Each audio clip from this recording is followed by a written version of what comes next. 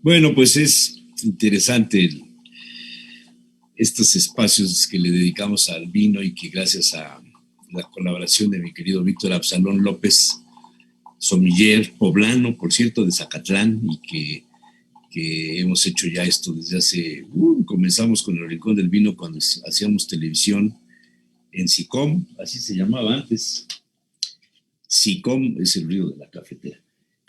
Y pegaron mucho, nos fuimos de viaje, anduvimos en los mercados, estuvimos en España, etcétera. Y ahora que ya se medio jubiló Víctor, que ya tiene tiempo, pues digo, vamos a hacer de nuevo estos programas y empezamos, pues ya llevamos 15, 14 o 15 semanas haciéndolo.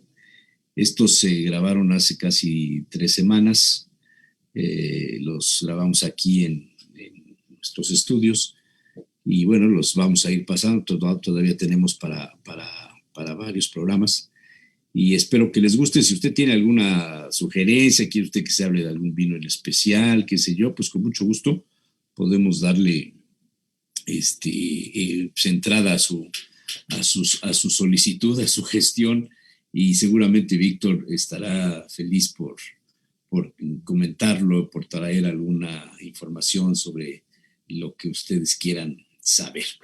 En lo que se conecta el diputado Fernando Manzanilla, estoy viendo por aquí una información que publica hoy el portal Sin Embargo, firmado por Suyeirir Romina Gándara, y dice: acá tiene pendientes, juzguen al general, piden a activistas y ONG, y se refieren a los casos Ayotzinapa, Tlatlaya y Apatzingán.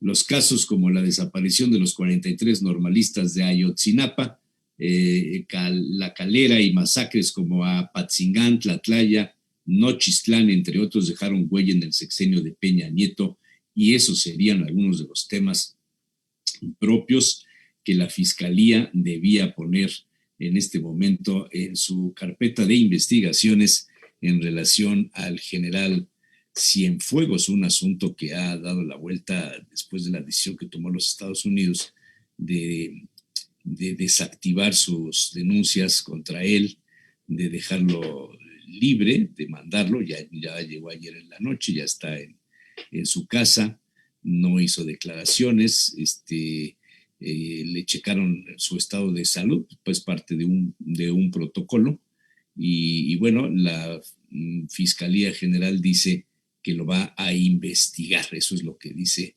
el parte de la Fiscalía. Sobre el COVID, la vacuna de AstraZeneca Oxford, en la que México confía, genera inmunidad en personas mayores y sanas. La segunda fase de pruebas clínicas de la vacuna contra el COVID-19, desarrollada por la Universidad Inglesa de Oxford, demuestra que es segura en personas mayores sanas y provoca una respuesta inmune. Esto lo informa hoy jueves la revista médica The Lancet en Londres. En colaboración con la farmacéutica AstraZeneca y otros organismos, los investigadores han probado ya el preparado que se llama CHADOX1-NCOV-19, así se llama, en un experimento con 560 adultos sanos, entre ellos 240 de más de 70 años, con el objetivo de observar su impacto en el sistema inmune y posibles efectos secundarios. Y según el parte de la revista The Lancet, los prometedores resultados preliminares indican que esta vacuna contra el virus SARS-CoV-2 ofrece similares resultados de seguridad e inmunogenicidad en los adultos sanos de más edad que en aquellos de entre los 18 y los 55 años. Es una noticia buena esta, sin duda, aunque hay otras que dejan mal parado el asunto, porque hay una información de que en México todavía pues no tenemos a ver, espérame tantito, porque me está diciendo aquí Manzanilla que no sabe cómo entrar. A ver, voy a decirle, bueno, voy a escribirle porque me mandas un link. Bueno, a ver, te mando un link. Perdón, pero como estoy solo hoy, pues tengo que hacer todo esto aquí. Ustedes se van a perdonar. Aquí se genera el link. Es que los que usan Zoom ya saben cómo es esto y es muy fácil, pero para los que no están muy habituados, pues sí les cuesta trabajo y quieren un Zoom, quieren un link que para mí es muy tardado el link. Nomás entro al Zoom, le pongo entrar a reunión, escribo el número de la reunión y el código de acceso y automáticamente se conecta uno. Ya está aquí. Listo.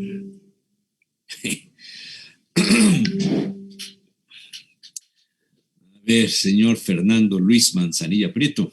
Así se pone él. Ya. Ya estamos. Señor diputado, veo que la electrónica, las cuestiones digitales no son tu fuerte. No son mi fuerte. Un curso ahí de estos temas. Fernando, gusto en saludarte, como siempre.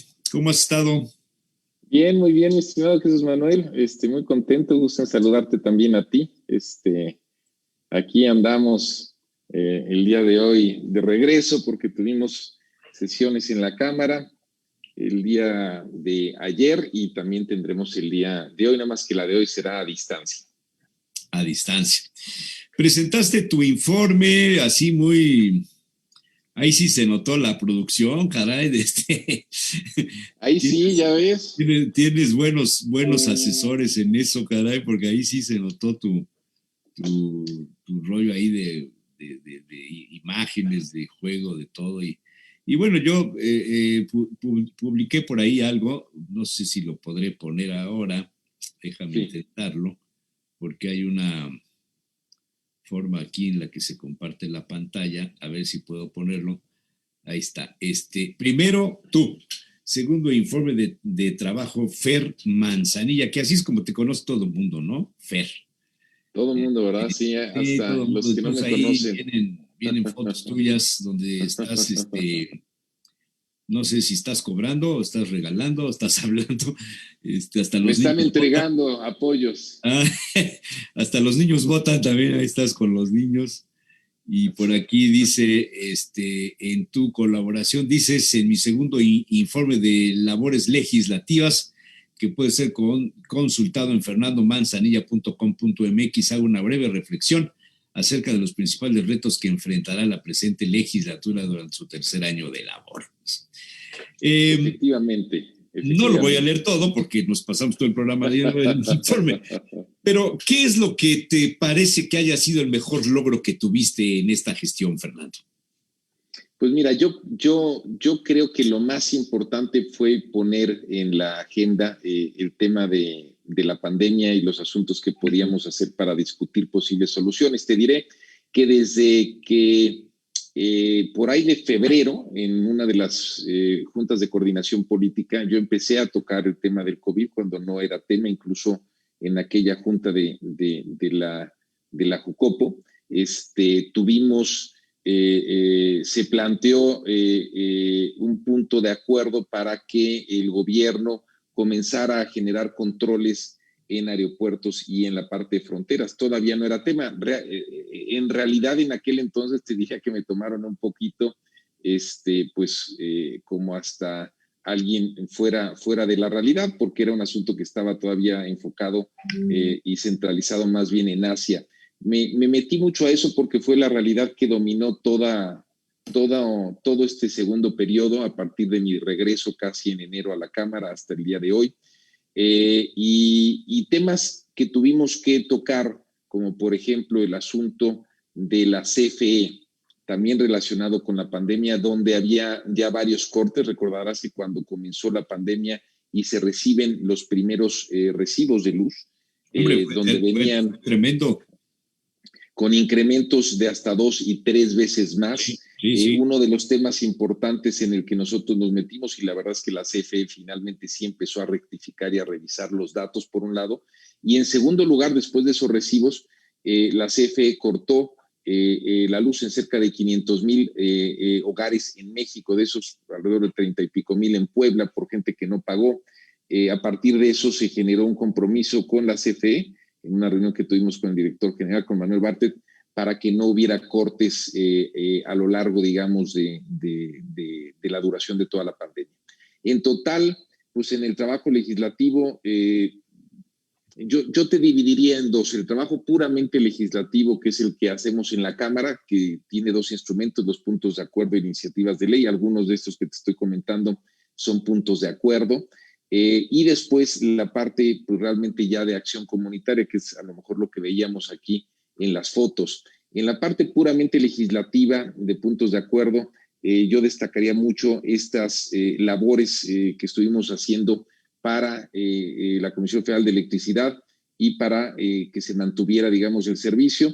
Y otro tema también importante, donde tuvimos a través de puntos de acuerdo una atención, pues yo te diría, bastante rápida y bastante, al menos, eficaz por parte de las autoridades, fue todo lo que tuvo que ver con mejorar las condiciones laborales de los trabajadores del sector salud, particularmente aquellos que estaban en situaciones, hospitales COVID, zonas COVID, y también de todos los equipos de protección personal, porque tuvimos muchas quejas, tanto de la gente del propio sector salud central como de la gente del Seguro Social. Otros asuntos que ya no pudimos sacar, pero que sí metimos en la discusión, fue digamos, el que se pudiera implementar un salario mínimo vital de emergencia.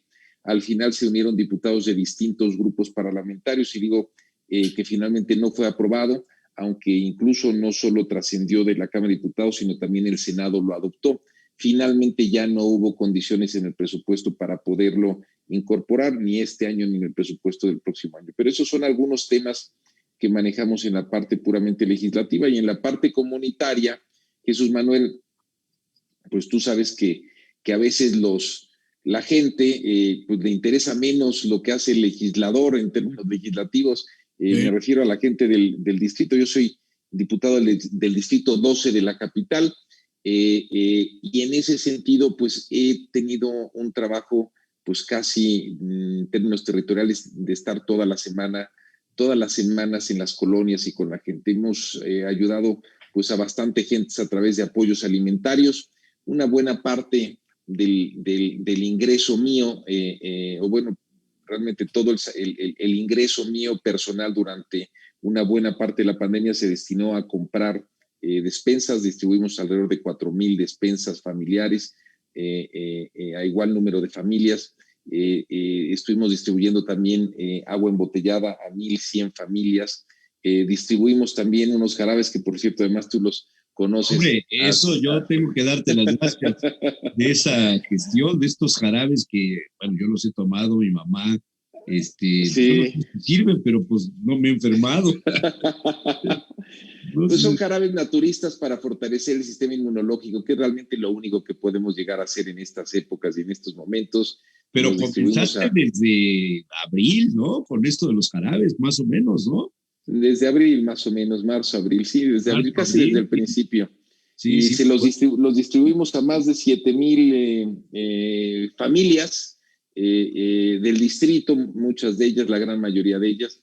Y bueno, ese es otro tema. Y trabajamos mucho también a través de una fundación que tenemos en una serie de talleres. Hacemos talleres a veces con los niños, con adultos mayores, talleres que tienen que ver un poco de integración, talleres, digamos, de diversión, concursos, talleres o cursos para enseñar, por ejemplo, a los niños y a los jóvenes en el cuidado del medio ambiente. En fin, tuvimos cerca de 110 de ellos, o sea, casi te diría que cada tercer día más o menos, o prácticamente cada 2 días estábamos en territorio haciendo algo de actividad. En total nosotros calculamos que tuvimos un impacto en más o menos cerca de 20,000 familias del distrito, la gran mayoría, algunos otros de otros puntos de la capital. Pero bueno, ha sido un año intenso y un año marcado pues por esta nueva realidad que hoy estamos viviendo, que no sabemos cuándo va a concluir, que es la realidad del COVID y lo que ha implicado en términos de salud pública y en términos también de crisis económica. Te he de decir que uno de los asuntos que más me ha impactado es, y lo veo hoy, y no sabemos cuándo va a ocurrir, pues es el terrible impacto que está teniendo esto en términos de empleo, en términos de ingreso, e incluso en términos, en el caso de mucha gente y muchas familias, de problemas pues hasta de subsistencia y de generar o de tener las condiciones mínimas necesarias para poder alimentarse ellos y sus familias. Eso pues ha sido la realidad que nos ha tocado vivir y que esperemos que en el curso del próximo año del 2021 pueda normalizarse y pueda regularizarse. En alguna de las entrevistas que hemos tenido, ¿te preocupaba que después de la pandemia, el problema económico y después de salud, el hambre, la falta pues el abasto, lo veías incluso en algunas columnas que presentas en El Sol y en algunos otros portales, en Mi Consulta con nosotros mismos, manifestabas una preocupación muy seria por esto. ¿Sigues teniendo esta misma visión? ¿Seguimos en espera de que esto suceda, Fernando? Bueno, lo que pasa es que esta crisis o esta situación compleja que estamos teniendo, no sabemos cuándo va a acabar, Jesús Manuel. Sabemos que acabará cuando tengamos una cura o una vacuna. Pareciera ser que hay buenas noticias a raíz, digamos, de lo que ha hecho Pfizer y de lo que ha hecho la otra empresa, esta creo que se llama la Moderna, donde hablan de que, no, Moderna, donde hablan de que existiría digamos, ellos dicen en sus pruebas, digamos, de tercera fase, están sacando algunos resultados positivos. Sin embargo, todavía eso es preliminar hasta que no concluya todo y no tengamos una cura, una vacuna, que quizá la tendremos, si todo sale bien, por ahí de la primavera del próximo año. Después tendremos un enorme reto que será producirla de manera masiva, distribuirla aquí en el país y después aplicarla a más de 120 millones de mexicanas y mexicanos. Entonces, yo lo que creo es que esto estará concluyendo hasta finales del próximo año. Es decir, nos queda todavía un año así. Y creo que tú, yo así lo veo, y todos los que nos escuchan, los que nos ven, se han visto pues fuertemente afectados en todas sus actividades, no solo en sus actividades diarias, sino en sus actividades económicas, pues a lo largo ya de estos 6, 7, 8 meses que llevamos. Tenemos que pensar pues que todavía nos queda un año. Eso implica que si bien no creo que volvamos a confinamientos, porque creo que se va a privilegiar o se está privilegiando mucho el tema de que la actividad económica que existe se siga dando, sí creo que vamos a vivir épocas de vacas flacas, pues todavía un buen rato. Y eso implica pues que sí tendremos impactos fuertes en materia económica y sí, mucha gente creo que va a tener, digamos, problemas importantes incluso de alimentación. Te diría que una gente que conozco, hace un rato que estaba yo contestando mensajes, me escribió y un profesionista, una mujer profesionista me decía, dame algo de trabajo que pueda hacer yo de cualquier tipo, lo que sea. No he ganado un peso desde febrero. Y bueno, así como esas personas, tú sabes que en mi distrito está la Margarita. Uno pensaría que la Margarita, una unidad habitacional bastante amplia, no se ve que sea una zona, digamos, de pobreza. Bueno, pues cuando vas un poco a platicar con la gente, ahora que he estado distribuyendo ahí apoyos alimentarios o agua embotellada y demás, realmente la condición de la gente en la Margarita es muy, muy mala y la gente te dice que no tenemos, licenciado, que comer. Entonces sí, el hecho de que no estemos viendo a la gente en la calle morirse de hambre, Jesús Manuel, no quiere decir que no se estén viviendo penurias en muchísimos hogares. Y creo que eso va a seguir y creo que eso incluso puede acrecentarse hasta que de aquí a que termine todo esto. Híjole. Sobrevivir a la pandemia, el tener pocos ingresos, el que le debes a todo el mundo y todo el mundo te debe, forma una cadena de quejas donde todo el mundo vamos diciendo, pues, oye, es que me hablan del banco, pues que te hablen, pues total, bueno, no tienes de dónde sacar dinero. Pero nosotros somos ciudadanos comunes y corrientes, algunos somos más corrientes que comunes. Hay quien desayunó caliente y hay quien no. Y todo esto te lleva a la conversación, digamos, de la fuga, de distraerte con las series y con la política. con las mañaneras, con los discursos, con las conferencias de los gobernadores o de la pues, presidenta municipal o los diputados o lo que tú quieras. ¿Es más difícil o es más fácil hoy día hacer política en medio de la pandemia? Porque una buena parte de tu gestión, por ejemplo, decías desde marzo estás regalando los jarabes, esto es cosa que yo te agradezco y mi mamá también te lo agradece, que pues por lo menos no nos hemos enfermado, sí puede ser que sí nos funcionaron los jarabes, pero pues tienes un pretexto para acercarte con la gente, ¿no? Que si regalaste el agua, que si llevaste las despensas, que si estás en contacto con tus electores, todo esto. Los gobernadores, por ahí dijo alguna secretaria, les cayó como anillo al dedo el tema de la pandemia porque tienen una justificación para no hacer nada de otras cosas. No hay obras, se me ocurrió hacer dos bocas y que se me inunda el mar. En mi tierra están saliendo los caimanes y las culebras por todos lados y no puedo ni aterrizar en el helicóptero, pero pues ando haciendo gestión para que salga el general Cienfuegos, ¿no? Estas cosas de hacer política, de todo esto que le facilita a los populistas su trabajo, ¿cómo va a repercutir en las elecciones del próximo año, Fernando? ¿Tienes alguna visión? Pues mira, yo platicaba con algunos encuestadores y especialistas en opinión pública y yo tenía la impresión de que igual lo que iba a suceder es que la gente no iba a salir a votar, incluso por el propio riesgo que va a implicar el salir a votar de manera masiva, porque la gente pues a lo mejor quiera minimizar el estar saliendo ese día por asuntos de contagio. Sin embargo, los especialistas en opinión pública me decían, Jesús Manuel, que normalmente cuando la situación económica es una situación económica delicada y compleja, y aquí se vivió en Puebla, por ejemplo, en la elección del 94, ¿no? La gente sí sale a votar. Fue 94 o 95, aquella elección, por ejemplo, de presidente municipal, ¿no? Después de la crisis económica del 94, creo que la elección fue en el 95, que es cuando gana Gabriel Hinojosa y pierde el PRI. En aquel entonces el candidato fue Germán Sierra. La gente, cuando hay una crisis económica, me decían y me explicaban, la gente sí sale a votar.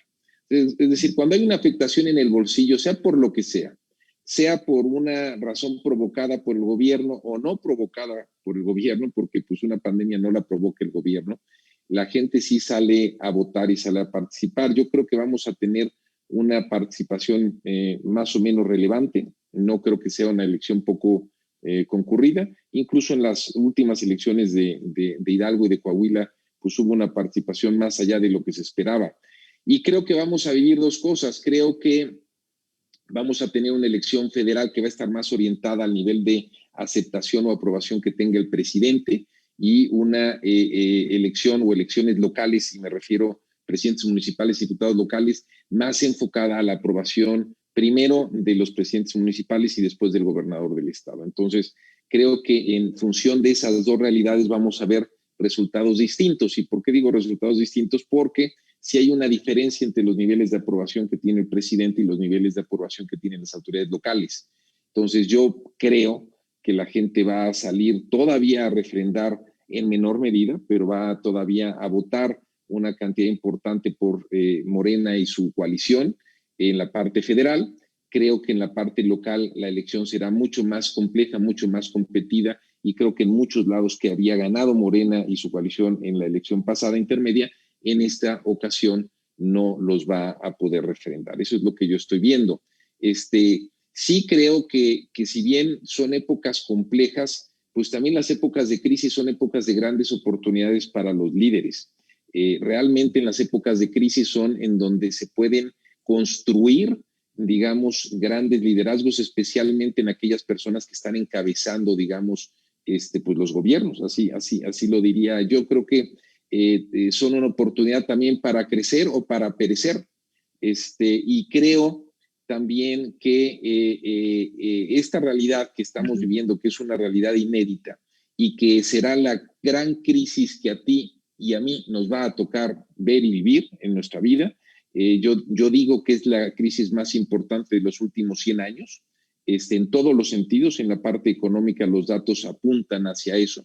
¿Más que la Gran Depresión? Sí, más que la Gran Depresión, porque la Gran Depresión primero fue un tema enfocado en un país que fue Estados Unidos y que después tuvo algunas repercusiones como las llegó a tener en México, pero no fue una crisis global. Esta es una crisis pues prácticamente en todos lados, creo que salvo el caso de China y no sé si Corea, fuera de eso ningún otro país crecerá este año, todos tendrán decrecimientos, algunos decrecimientos muy profundos y un poquito lo que te decía, no sabemos cuándo va a acabar. Recordemos que cuando estábamos por ahí de marzo, yo recuerdo, es más, estábamos por ahí de abril, y recuerdo a López Gatell decir que que en 4 o 6 semanas, porque más o menos era la fecha de mi cumpleaños, estaríamos bien. Estamos hablando de abril y decía que en mayo, y después que en junio, y luego que en julio. Y bueno, y así nos fuimos. Ya obviamente ya nadie habla de eso, ni nadie está diciendo que esto se va a acabar próximamente. Ya llegamos a entender que esto pues va a acabar hasta que tengamos una cura, una vacuna, y yo calculo que todavía nos resta para eso alrededor de un año más. Entonces, creo que esta crisis nos va a obligar a todos a reinventarnos.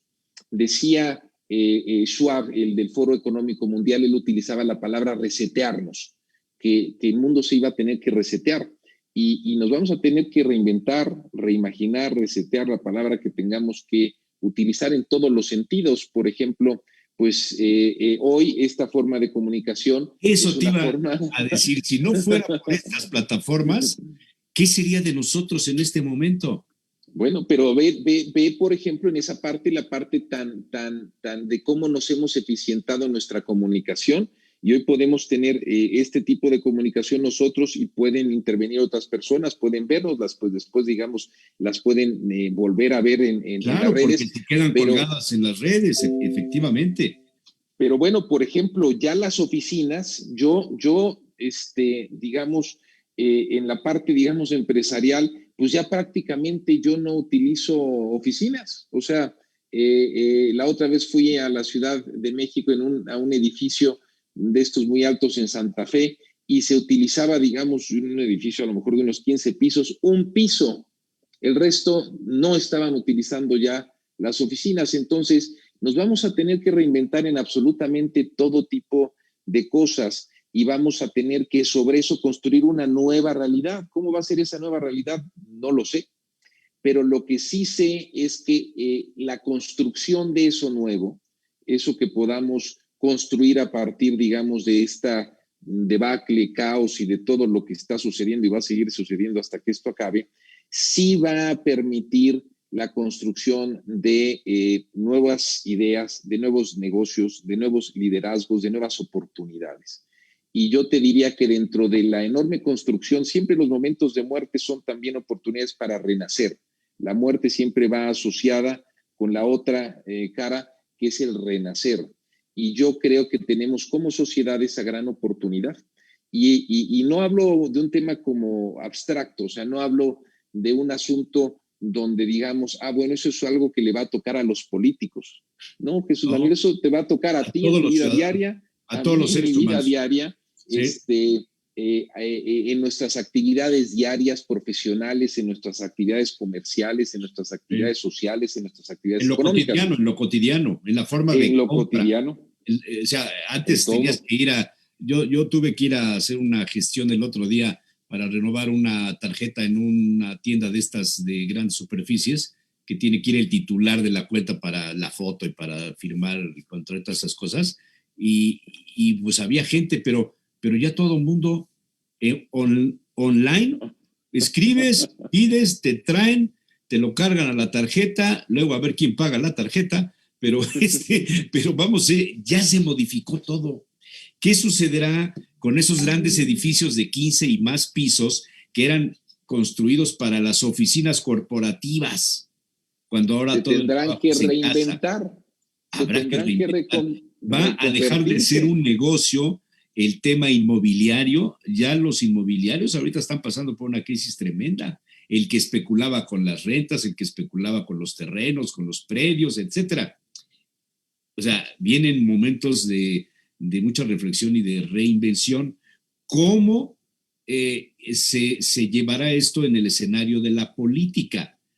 ¿Cómo van a ser los políticos del próximo año o de esta de esta nueva temporada post pandemia, las grandes concentraciones ya no son permitidas por cuestiones obvias de contagios, de todo esto, el discurso, los mensajes, tendrá que inventarse todo diferente. Los liderazgos van a ser diferentes, serán ahora derivados de la posibilidad y la facilidad que tengas del manejo de los medios digitales, ya no del ya no del amarre, ya no de la grilla, de la campaña negra, de cosas de este tipo, ¿no?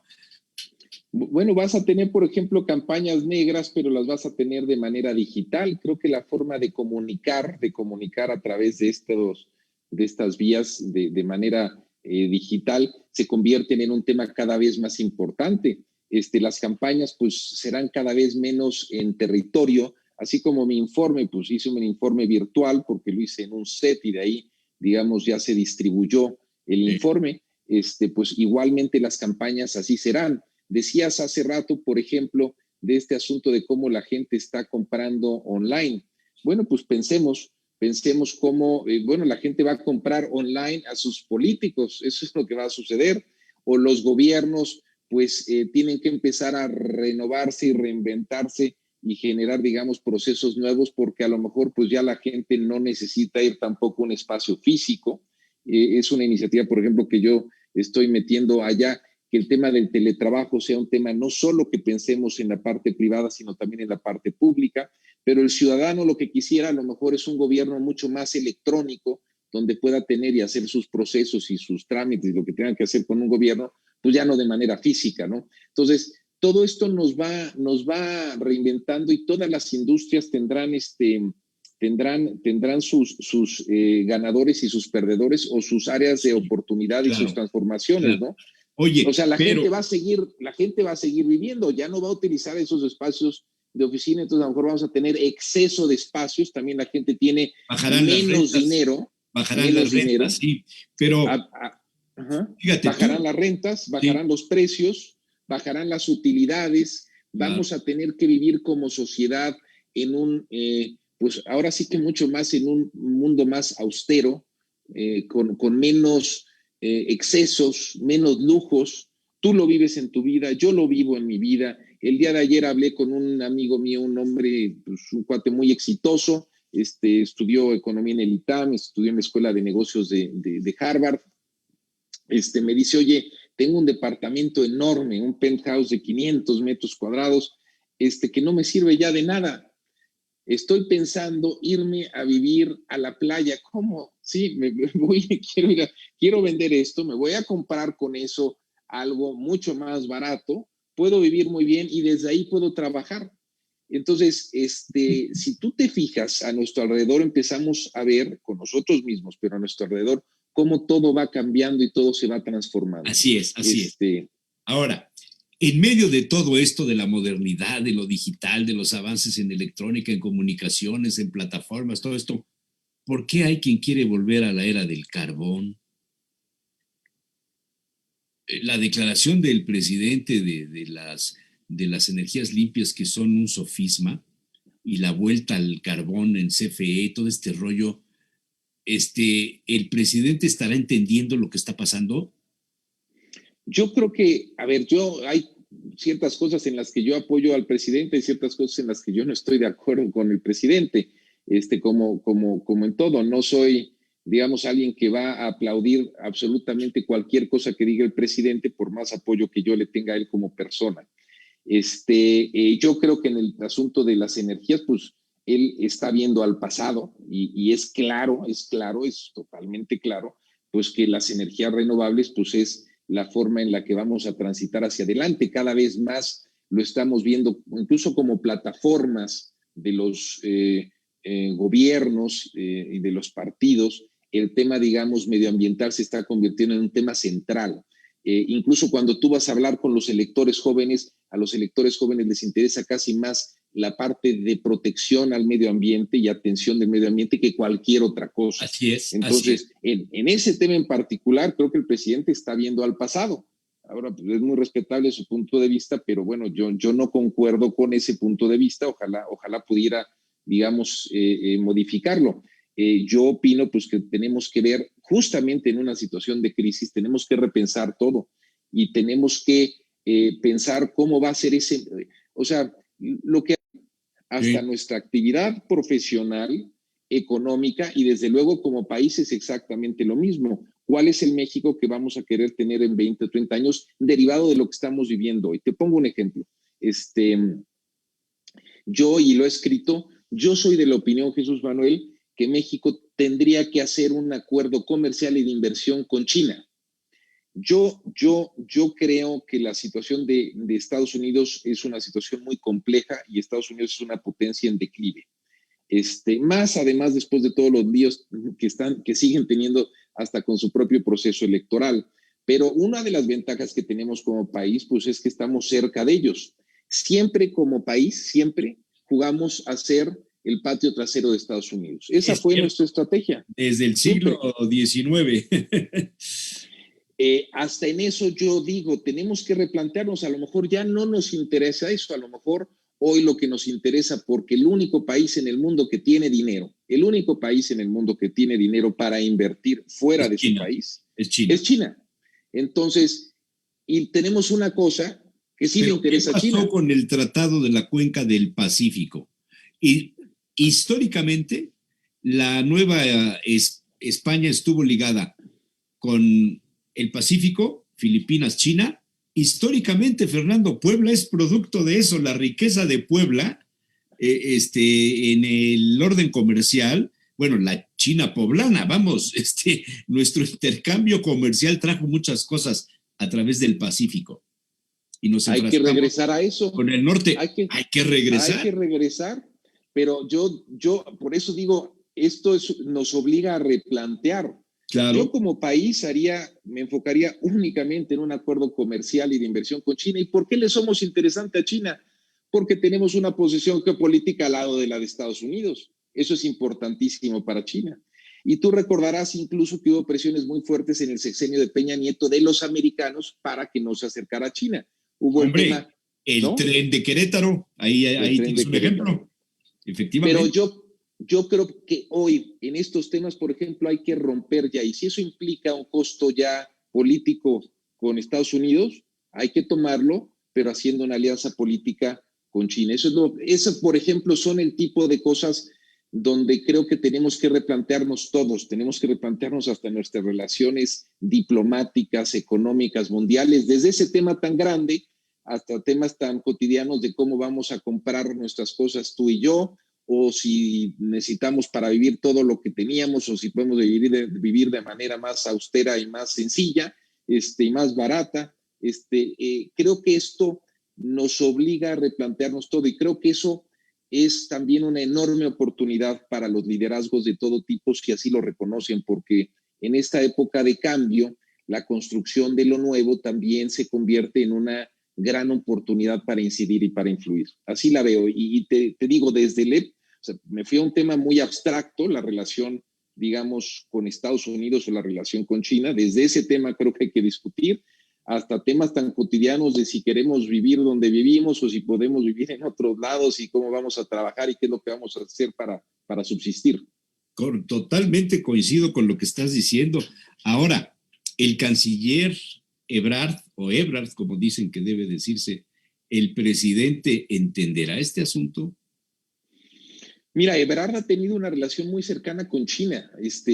Hasta recordarás que con el tema de los respiradores y todas estas cuestiones, ahí estuvo. No, no lo sé si yo lo he escrito, voy a seguir escribiendo más de eso porque creo que en la parte diplomática, geopolítica, México tiene ya que cambiar su tema por un tema de interés económico. Y tenemos que empezar, tendremos que romper una relación, o sea, Estados Unidos para mí es un barco que se está hundiendo. Y termine como termine El el proceso asunto, electoral. el proceso electoral de allá, yo lo que creo es que tenemos que sumarnos al único barco, digamos, que va creciendo y progresando y que tiene incluso hoy condiciones para tener recursos para invertir y al cual, gracias a Dios, le somos interesantes justamente porque estamos por nuestra pegados a Estados cercanía con los Unidos. Estados Claro, Unidos. Claro, claro. claro, Entonces, tenemos esa enorme ventaja. Podríamos ser otro país que no le interesara a China. Nosotros sí le interesamos a China y de hecho China lleva tiempo tratando de incursionar en México. Lo que pasa es que el gobierno de Peña, bastantes años. El gobierno de Peña paró todo ese tema por la presión americana. Hoy, por ejemplo, creo que hay que empezar a retomar eso y discutir eso. Es un ejemplo, pero como eso te digo, muchos otros, por ejemplo, este asunto que decíamos, bueno, los gobiernos tendrán que empezar, si todo se está haciendo mucho más digital, pues, ¿por qué la gente puede ir a comprar a un súper, digamos, online, o no tiene que ir ya físicamente al súper? ¿Por qué tiene que ir a hacer una cola a un lugar? No podemos facilitar también los servicios para que la gente sea mucho más eficiente y lo pueda hacer desde su hogar. Es una pregunta. Creo que los gobiernos también se tendrán que ir adaptando a esto. Y esto es un poco como el tema de los dinosaurios. Esto es aclimatarse o aclimorirse. O sea, no, vamos ya enfilados a esa nueva realidad. El tema es qué tan rápido vamos a ir reaccionando como personas, como organizaciones, como empresas y como gobiernos, como países, para acomodarnos en esa nueva realidad que nos tocará vivir y que será, como todos los cambios, Jesús Manuel, será profundamente dolorosa, pero es como un parto. O sea, de eso surgirá algo nuevo y tratemos de construir sobre eso y ser parte de eso nuevo. Fíjate, esto que estás diciendo, hace unos días se anunció la formación del bloque más poderoso comercial del mundo, encabezado por China y otros 15 países de Asia y lo que se llama la cuenca del Pacífico.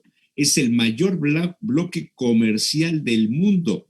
La Asociación Económica Regional Integral, ese es el nombre, supera por mucho todo el comercio que hay en Europa y el comercio que hay en América, el tratado que firmamos hace unos meses.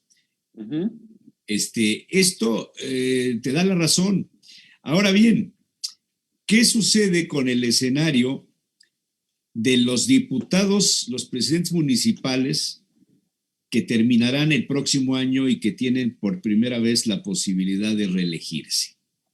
Tendrán que cambiar también su discurso y ahondar en estos temas, porque ya no nos puedes hablar ahorita de lo que nos hablaste hace 2 años en la campaña, Fernando. Ya no vas a poder hacer tu campaña de la misma manera y los temas que nos van a interesar van a ser cosas como esta. Si debemos voltear hacia otra parte, si debemos proyectar, si debemos tener un proyecto de nación basado en cuestiones diferentes y no solamente en el discurso populista.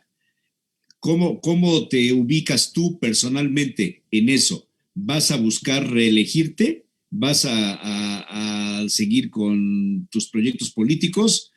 ¿O te vas a ir a vivir a China y hacer negocios desde allá? A China, ¿verdad? Mira, a mí me interesa lo público, me interesa la política. Creo que la política, me interesa construir una nueva forma de hacer política, Jesús Manuel. Y yo sí soy de los que piensa que no todo en la política necesariamente tiene que ser malo, no todo en la política tiene que ser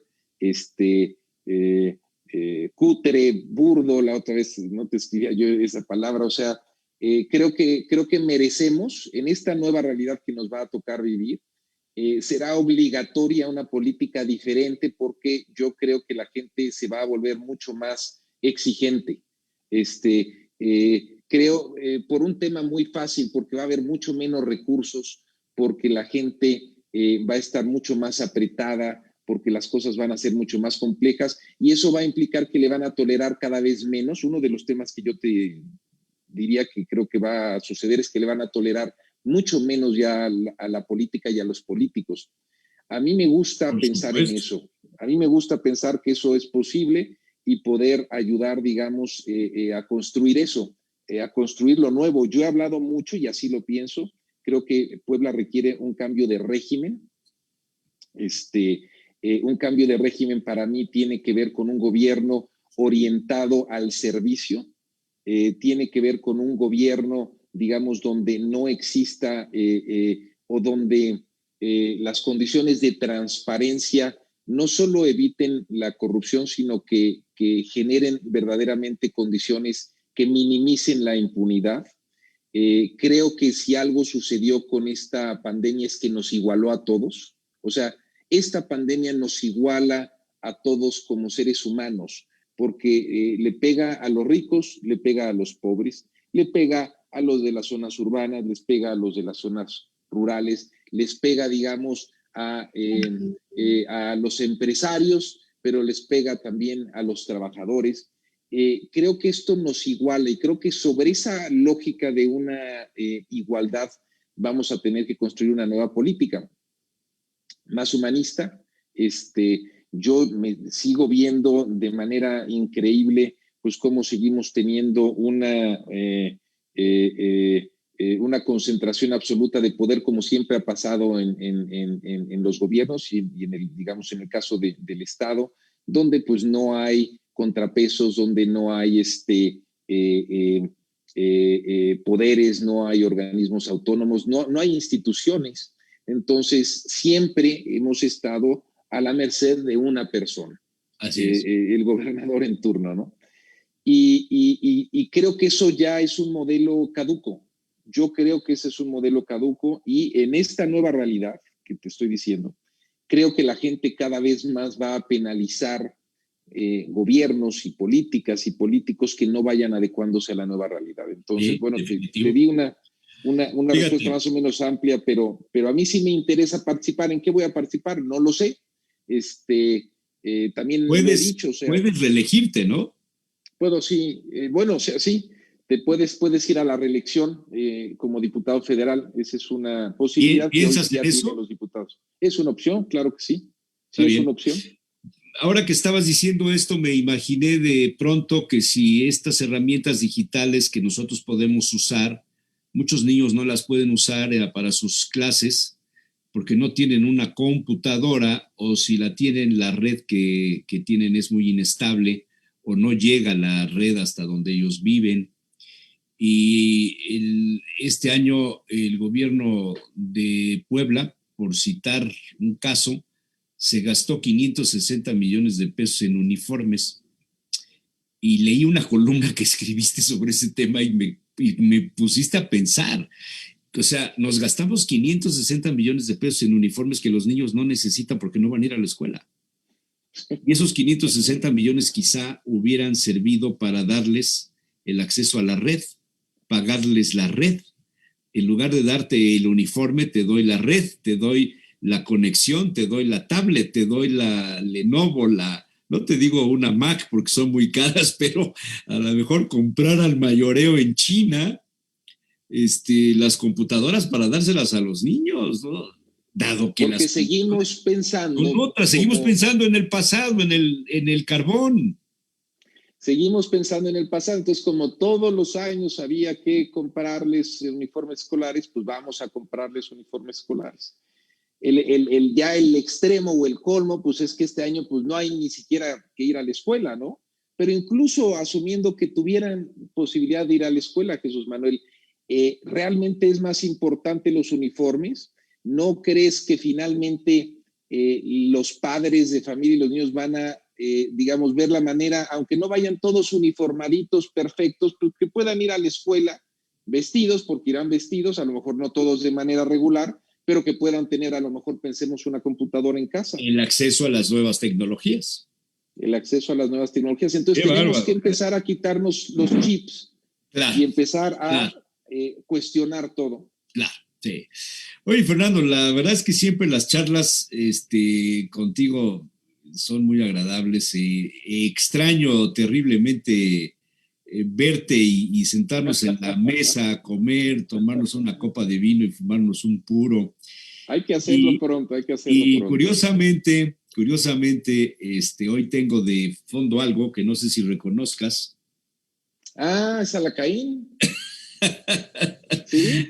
La Carta de Salacaín, el restaurante Ah, de Madrid donde algunas veces coincidimos y donde nos atendían Pues todavía nos tocó Blas juntos, ¿verdad?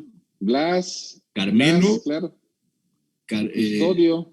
y Custodio, Carmelo, creo que también de las últimas veces que cenamos tú y yo cuando vivías en Madrid, cerró Salacaín, un emblemático sitio. Yo creo que tú lo conociste De casi, niño. casi en pañales, ¿no? Sí, desde niño. Desde niño, ¿verdad? Pero es un ejemplo Es un ejemplo. de cómo todo va cambiando y todo va transformándose y pues hoy, por ejemplo, pues a lo mejor la otra vez veía una cosa ahí en Reforma que le llaman las dark kitchens, Ajá. las cocinas obscuras. Sí. Y entonces cómo tienen toda una serie de lugares donde hay distintos chefs preparando comida y de ahí ya todo se va para entrega, ¿no? O sea, todo va cambiando, el negocio de la comida va cambiando, absolutamente todo y tenemos que, por más que a lo mejor Desaparece a el ti, glamour, va a desaparecer el glamour. va a desaparecer el glamour, ¿sí? Sí. Qué triste, qué triste. Sí. Bueno, Fernando, de veras que te lo agradezco mucho estos minutos que nos das. No, al revés, Ojalá siempre es fuera muy más a interesante hablar menudo, contigo. ojalá fuera más a menudo, porque de veras nos enseñas muchas cosas y nos haces pensar. Pues te mando un abrazo, mi querido Jesús Manuel, y prometo contactarte para que de todas maneras sí nos podamos sentar, que también es muy placentero, y tomarnos una buena copa de vino y echarnos un purito. Y un jarabe. Un jarabe, Un jarabe. sí. Todavía tengo una botella, así es que no es. Te voy a mandar más y te recomiendo, por cierto, te digo porque yo lo acabo de hacer, y tengo muchos casos así. Me iba a dar gripe, te lo tomas de manera regular cada 4 horas y te corta la gripe. Entonces, Mira, si te va a dar una gripe. pues voy a usar este frasco último, lo voy a usar así. Muy bien. Fernando, un abrazo, muchísimas gracias. Fuerte abrazo igualmente. Cuídate. Saludos a tus papás, como gracias. siempre. Gracias, mi querido Fer, muy amable. Abrazo. Fernando Manzanilla. Qué tiempos aquellos cuando podíamos comer, cenar en Salacaín, que ya cerró Salacaín, en paz descanse Salacaín, que precisamente ese es el tema de la columna hoy del Rincón de Salacaín. El Rincón de Salacaín, la columna que yo hago y escribo ya desde hace muchos años, la hice pensando precisamente en el restaurante Salacaín, que toma su nombre de la novela de Pío Baroja, Salacaín el aventurero, o las aventuras de Salacaín, y un sitio emblemático, el templo de la gastronomía española, así es como le denominaban muchos de la alta cocina española